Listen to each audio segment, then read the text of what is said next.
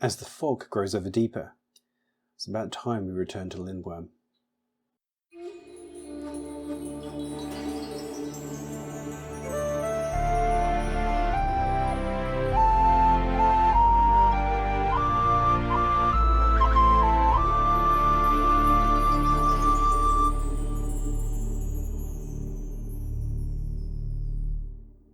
Welcome travellers to the Dice Gods. My name is Hydra and today we return to the wonderful world of Warcrow. And yes, it's been a while. Why? We'll get into that in the video in a minute.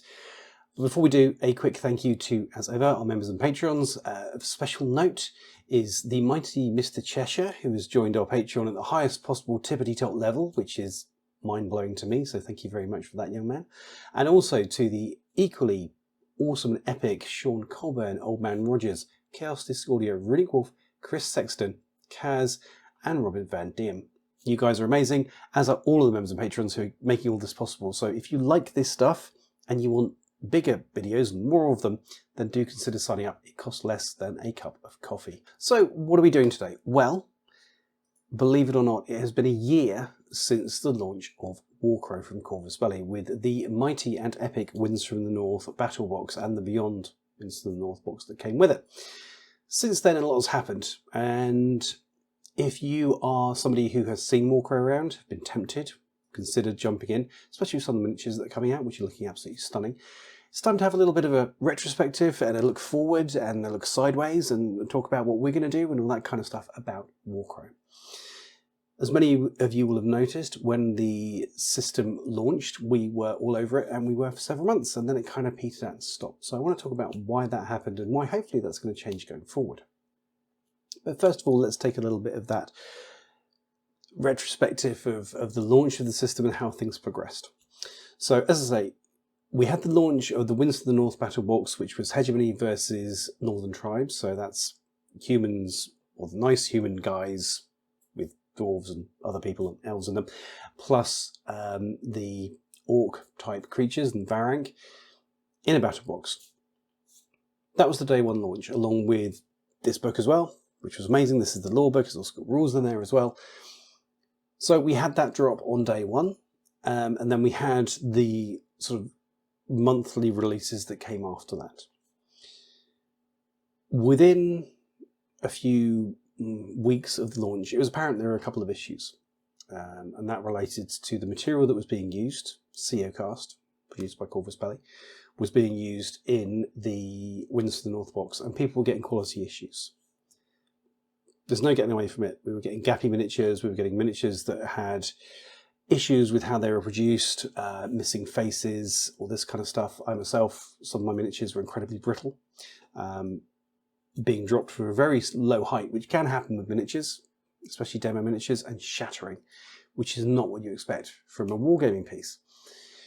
We were also seeing that one box was released without a card that was supposed to be in the box. It just wasn't there, which Corvus Belli acknowledged, and they're resolving that one.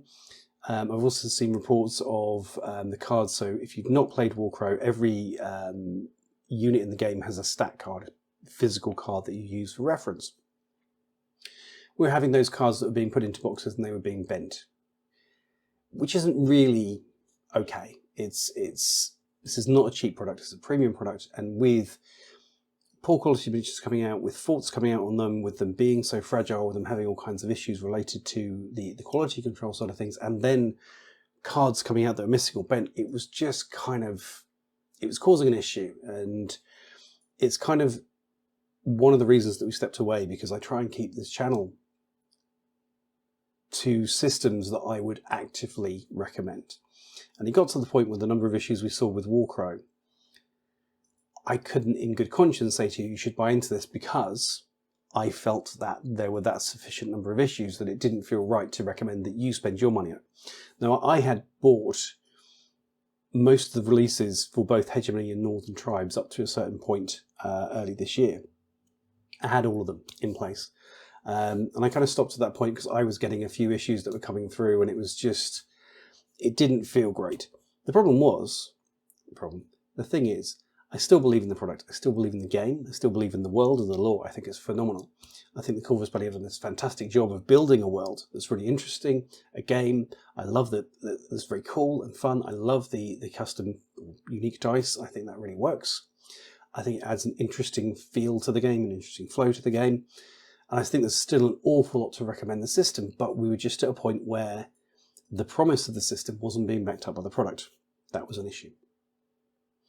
The other issue that we had is you had the initial launch of Winds from the North, and then you had a sequence of units that were dropped out after that. Now, Winds from the North, from memory, was about 100 points of game in there per side, around that. But the game is designed to be played at around 250 points. We didn't get to a point that you could field a sensible 250 point army for Northern Tribes or Hegemony until Q1, Q2 this year. You couldn't play a full game until then, and when you could, it was mono build. It was these units that you bought, and those are the ones that you play. That also, from my perspective as a content creator, oh God, I hate that phrase, but anyway, as a content creator, as a YouTuber, even worse. I swear to God, any of you call me an influencer, I quit. Anyway, that does not generate interesting content for you guys. I can't make fun videos out of that. It's this list versus this list, and next time we shall play this list versus that list. It's just not interesting to put out the same things. And yes, there's the argument of do it at 200 points, do it at smaller games, all this kind of stuff. Yeah, I hear you. But ultimately, if people are going to want to come on board with this, they're going to want to play at the higher level. They're going to want to play at a competitive level, at a level the game was designed for, and that's 250 points. And if you can't get there without going mono build, it ain't great.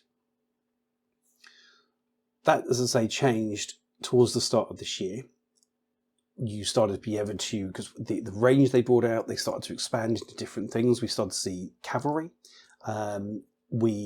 Black Angels, cavalry for Hegemony, and the Wild Riders for Northern Tribes, plus their associated leaders on horses as well. It started to change, not just give additional units, but change the way the game was being played, because you moved from having these bricks, or these small units of infantry, to having mounted infantry as well, mounted forces as well. That changes the dynamic of the game. That changes the way it flows and the way it plays. And you started being able to have variety. We then saw Warcrow Adventures that dropped early 2025, and with that, that brought the Scions of Yaldabaoth and Redcaps, so the good guys. They were in that box along with some additional heroes for each of the other factions in the game, which is cool. That expands things out, gives us more options. We got the cards that were available so you could run those. Those were made from board game PVC as a material from what I've seen. And I've seen some of the miniatures and they're fine. They're fine. They're not what I would want from a wargaming piece, but they brought Scions bang into the game with quite a range of options. Of unit, not of build. They were all similar. So we now have a sort of, at the start of this year, we're in a position where the Scions are usable, we have the Hegemony, and we have Northern Tribes are usable. Then Siennan Elves, they dropped in April as well. They had started with their action pack of 10 miniatures, and then they were built on straight away. They have been expanded ever since, building in lots of different units and styles and bits and pieces with them as well. So we're now kind of at this position where we have Siennan, we have Scions, we have Hegemony, and we have Northern Tribes. This is cool. Fantastic. And then a little while ago, we got Song of the Dormant announced, which is not only going to bring wargaming grade miniatures to Scions, but it is also going to bring in the feudum. So we're going to get knights and those nutters as well. With that battle box, that's a 2-player battle box, that's going to drop, I think it's pre-ordering around now, and then you'll get it in a month or so.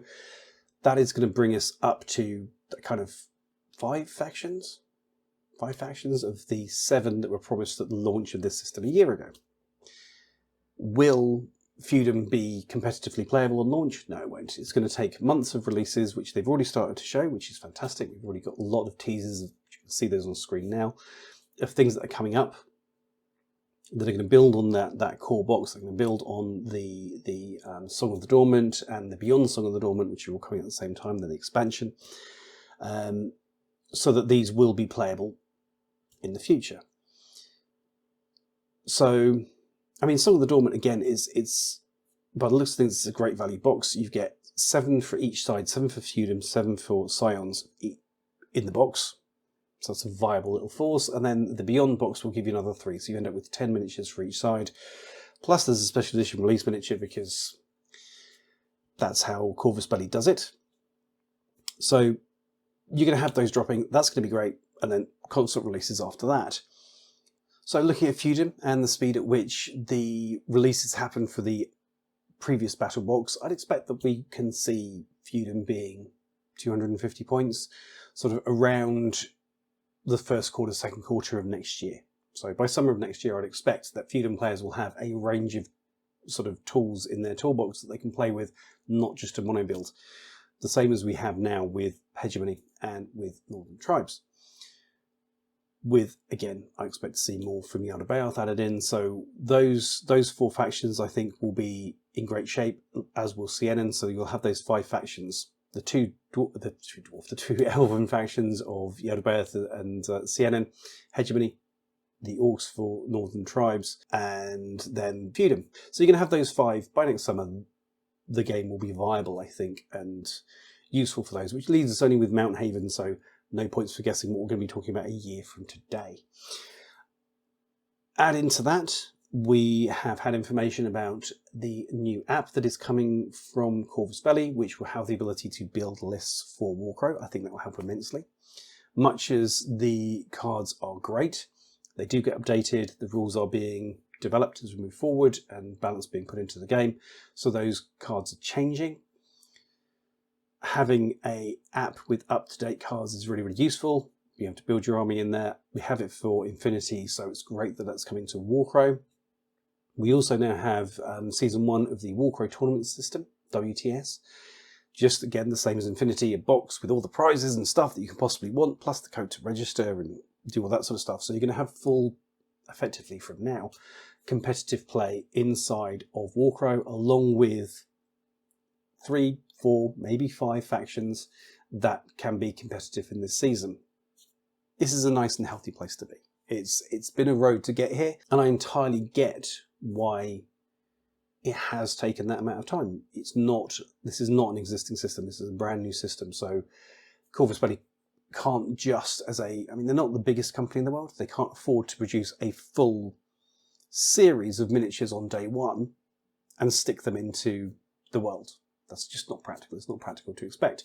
But there is no denying that the lack of ability to do that, or the fact that didn't happen, has hurt the system. There are some people who bought into it and then were like, I've got the same toys, I want something different, why can't I play a full game? We can be very unreasonable war gamers, we really can. I think now if you're looking to get into the system, it's a great time. You have multiple viable factions to choose from with their own unique play style. You can actually see what they're achieving and what they're doing. I think that's great. We've had our first big tournament at the Interplanetario in July. So that was the one in Spain where Corvus Belli heavily involved. We had the first Warcrow tournament there. That was a little bit of a hegemony fest. On the screen now is the top 10 at the end of the event, and there's a lot of hegemony in there. In fact, the tournament was hegemony on hegemony action. I'm putting their pictures of their lists on screen now. So yeah, it's hegemony on hegemony. Unsurprisingly, hegemony did beat hegemony to win, so it was a hegemony victory at the end of the day. I think I was keeping sort of an eye on the results of the rounds as they were released on Facebook over that weekend, and there came a point where it was kind of apparent that it would be a major surprise if hegemony didn't win in some form or another. That said, congratulations to Alpha 037 for the win. Being the first champion of a Warcrow tournament is truly epic, and an epic effort on your part. So I'm not taking anything away from the player in that situation. I just think it does speak to the fact that hegemony have been dominant. Will that be the case in a year? I don't think so. Corvus Belli have a proven track record of course correcting, of making sure that most of the factions inside of a game are truly competitive and truly able to take on other ones. So I don't see that as being a major issue in any way, shape or form. So what's the conclusion to this? Should you take up Warcrow in 2025? I think so. I think the game's in a great place. I think there's never been a better time. You only have to look at some of the units we've got coming up. The War Rig, which was recently announced for pre-order for Hegemony, is a stunning miniature. The Sienna miniatures keep getting more and more beautiful, and the ones we have coming up for Feudum, stunning as well. So, as ever, Corvus Belli takes their miniatures from strength to strength, and I think it is a perfect time to get involved with the system. So if you've been on the hedge, if you've been on the fence, now is definitely the time to do it.